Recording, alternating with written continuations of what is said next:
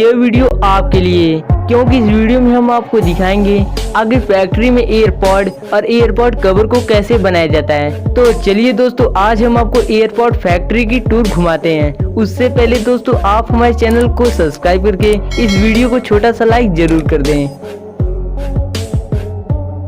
तो दोस्तों, नंबर पहले पर आता है एयरपॉड मेकिंग प्रोसेस। वैसे दोस्तों, एयरपॉड को वायरलेस म्यूजिक सुनने के लिए बनाया गया था, लेकिन दोस्तों आजकल एयरपॉड खरीदने का मुख्य कारण म्यूजिक सुनना कम लेकिन फैशन दिखाना ज्यादा होता है। तो एयरपॉड फैक्ट्री में सबसे पहले एयरपॉड का मुख्य हिस्सा यानी उसके बॉडी को मोल्डिंग मशीन द्वारा तैयार करते हैं। और फिर अब बारी आती है बैटरी को बनाने की। तो इसे बनाने के लिए एक बड़े से कंटेनर में ब्लैक लिथियम के साथ अन्य केमिकल को मिलाते हैं, जिससे एक पेस्ट बनकर तैयार हो जाता है। और फिर इसी पेस्ट को पॉलीमर शीट के ऊपर लगाते हैं, और जब ये पेस्ट सूख जाते हैं तो इनके कुछ भाग को काट कर सैंपल टेस्टिंग किया जाता है, और रिजल्ट सही निकलने पर इनको रोलिंग मशीन द्वारा एक बंडल के रूप में तैयार कर लिया जाता है। और अगले स्टेप में कॉपर शीट के बंडल पर भी लिथियम केमिकल को लगाकर आगे लगे सेंसर मशीन की मदद से उसकी मोटाई को चेक करते हैं। फिर इन शीट को रेक्टेंगुलर शेप में कटिंग करके आगे लगे वर्करों के द्वारा उसे कलेक्ट कर लेते हैं। अब बारी आती है बैटरी असेंबलिंग की। इस असेंबलिंग प्रोसेस में लिथियम पॉलीमर शीट के ऊपर कॉपर के शीट को रखते हैं, और ऐसी ही अल्टरनेट अरेंजिंग करते हुए इन दोनों का एक मोटा लेयर तैयार कर लिया जाता है। अब इन इंटरनल बैटरी पर एल्युमिनियम के शीट को लगाए जाएंगे, तो उसके लिए एल्युमिनियम के शीट को पतले पीस में कटिंग करते हैं। अब इन एल्युमिनियम के शीट में बैटरी के इंटरनल हिस्से को डालकर पूरी तरह से पैक कर देते हैं, और उसी दौरान बैटरी से निकले अनवांटेड शीट को कटिंग करके सर्किट प्लेट को लगा देते हैं। लास्ट में बैटरी के ऊपर येलो टेप को लगाकर इसके पावर स्टोर करने की कैपेसिटी को चेक करते हैं।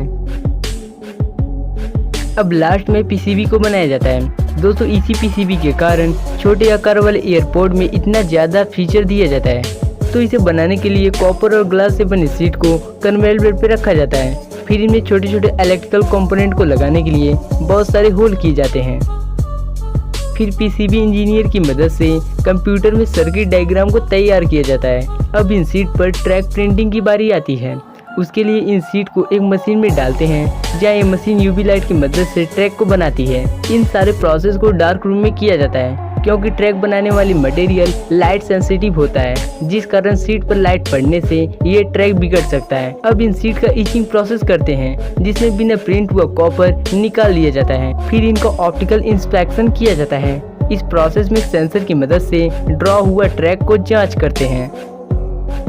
दोस्तों, अक्सर आपने देखा होगा पीसीबी ग्रीन कलर का होता है, तो इन शीट को ग्रीन करने के लिए मास्किंग प्रोसेस से गुजारा जाता है। इस प्रोसेस में इन शीट पर ग्रीन कलर को प्रिंट करते हैं, जिस कारण पीसीबी में शॉर्ट सर्किट का खतरा कम हो जाता है। फिर लास्ट में इन शीट पर छोटे छोटे इलेक्ट्रिकल कंपोनेंट को लगाए जाते हैं, जैसे कीट, ट्रांजिस्टर, चार्जिंग पिन और वगैरह वगैरह।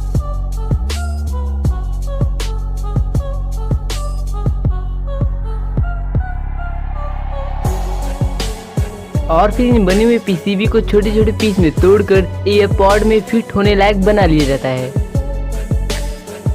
इस तरह से सारे छोटे छोटे पार्ट्स बनकर तैयार हो जाते हैं। अब बारी आती है चार्जिंग केस असेंबलिंग की। चार्जिंग केस असेंबली करने के लिए ईयरपॉड रखने वाले हिस्से के बगल में मैग्नेट को लगाकर ग्लू की मदद से फिक्स करते हैं।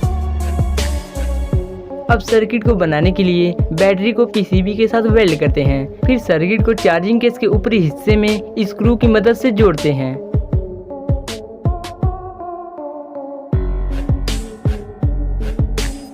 अब टेस्टिंग प्रोसेस में बैटरी को चार्ज करके लाल टेप को चिपकाते हैं। फिर सर्किट के चार्जिंग फंक्शन को देखने के लिए एयरपॉड को कुछ समय तक चार्ज करते हैं। फिर वायरलेस कॉइल को वेल्ड करके बैटरी पर लगे डबल टेप के ऊपरी लाल वाले हिस्से को निकालकर बैटरी को चार्जिंग केस के अंदर चिपकाते हैं। फिर लास्ट में ग्लू को चार्जिंग केस के अंदर लगाकर चार्जिंग केस को पूरी तरह से क्लोज कर देते हैं। इस तरह से चार्जिंग केस पूरी तरह बनकर तैयार हो जाता है। दोस्तों, असली मजा अब आएगा, क्योंकि बारी आ चुकी है ईयरपॉड को बनाने की। दोस्तों ईयरपॉड में खास तौर पर एक दमदार स्पीकर लगा होता है जिससे हमें आवाज सुनाई देती है और इसमें एक पीसीबी यानी प्रिंटेड सर्किट बोर्ड भी लगा होता है जिसमें छोटे छोटे पार्ट जैसे Bluetooth, accelerometer, SOC, audio codec, antenna और माइक्रोफोन भी लगा होता है। दोस्तों माइक्रोफोन का काम नॉइज को कम करके हमारे आवाज को क्लियर भेजना होता है और दोस्तों ब्लूटूथ दो डिवाइस को वायरलेस जोड़ता है और ऑडियो कोडेक सिग्नल को डिकोड करके वेब के फॉर्म में करता है। दोस्तों सारे पार्ट को इसी पीसीबी में लगाया गया होता है। तो सबसे पहले पीसीबी को ईयरपॉड के अंदर डालकर स्पीकर से वेल्ड करते हैं।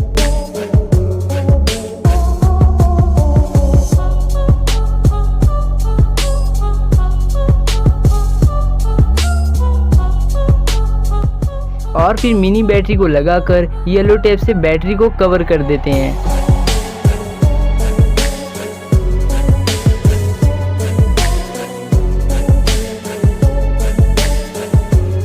अब यहाँ पर ईयर टिप को लगाया जा रहा है।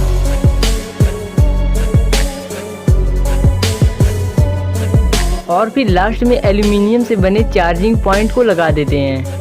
अब इन दोनों ईयरपॉड को चार्जिंग केस में डालकर ऊपर से प्लास्टिक कवर लगा देते हैं। फिर एक छोटे से बॉक्स में चार्जिंग वायर को रखकर ईयरपॉड को डाल दिया जाता है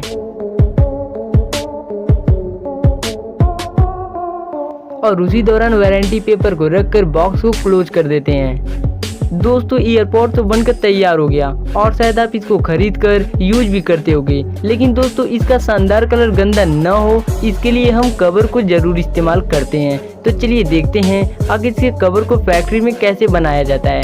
तो पहले ग्रीन सिलिकॉन की पीस को एक मोल्डिंग मशीन में डालते हैं जहाँ ये मशीन हीट और प्रेशर की मदद से इस सिलिकॉन के पीस को चार्जिंग केस के कवर में बदल देता है। फिर इसे एक कारीगर द्वारा निकालकर मार्केट में सेलिंग करने के लिए भेज दिया जाता है।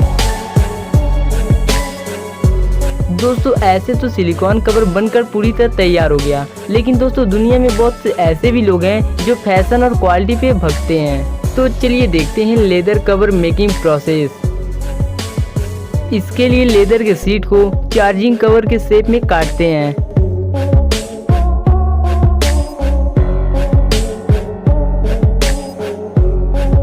और फिर इन्हें दो हिस्से में काटकर 3 होल करते हैं।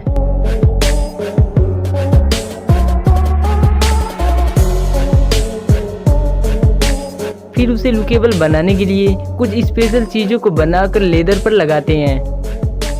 फिर कवर के चारों साइड में होल करके हाथों की मदद से दोनों हिस्से को सीला जाता है। सिलाई कंप्लीट हो जाने के बाद इनके चारों साइड को स्मूथ कटिंग करते हैं। अब इन्हें डेकोरेट करने के लिए साइड में ब्लैक लाइन बनाई जाती है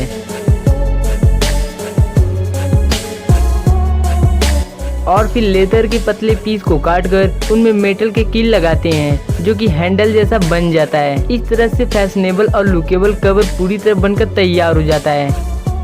तो दोस्तों इन सारे मैन्युफैक्चरिंग प्रोसेस में आपको कौन सा मैन्युफैक्चरिंग प्रोसेस अच्छा लगा और आप अगला वीडियो कौन सा चाहते हो ये कमेंट सेक्शन में आप जरूर बताना।